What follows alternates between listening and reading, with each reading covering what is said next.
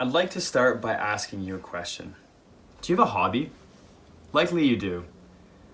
Now, how would you feel if you found out that your hobby had the ability to accelerate the effects of climate change, damage sensitive ecosystems, ruin relationships, and further displace indigenous people? Well, my hobby is mountain biking, and it is no panacea. Much like oil and gas or logging, mountain biking belongs to an industry, and this industry is tourism. The tourism industry is relatively new, yet consumers are now spending more and more money on outdoor recreation, more than pharmaceuticals and fuel combined. In 2017, North Americans spent $887 billion on recreation. In British Columbia, mountain biking has grown from a fun pastime into a full-blown commercial pursuit. In the Sea to Sky corridor alone, mountain biking tourism is worth more than $70 million.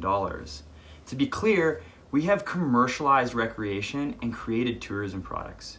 So why is this important? In BC, rural and indigenous communities throughout the province are transitioning their economies from resource extraction to tourism in search of economic stability, increased socio-cultural benefits, and environmental sustainability, with many communities choosing mountain biking as their main tourism product.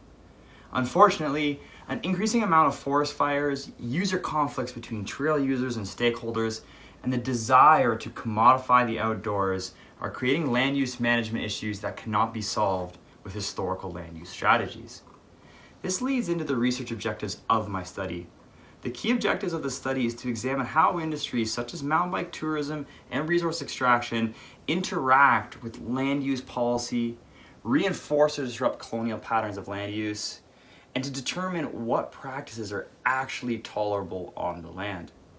Previous research has investigated the direct ecological and economic impacts of mountain biking, and currently there exist two main gaps. One, understanding power dynamics of land management, and two, how land use decisions can constrain or enhance socio-cultural and environmental development of rural and First Nation tourism economies.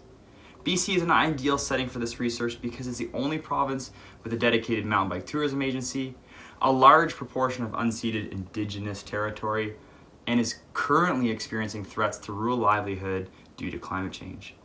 My study will use in-depth interviews with key rural and First Nation stakeholders. And findings from this research will assist these stakeholders with the creation and development of a more sustainable tourism management strategy, one that is better able to adapt to the dynamic socio-political and environmental conditions currently impacting the province.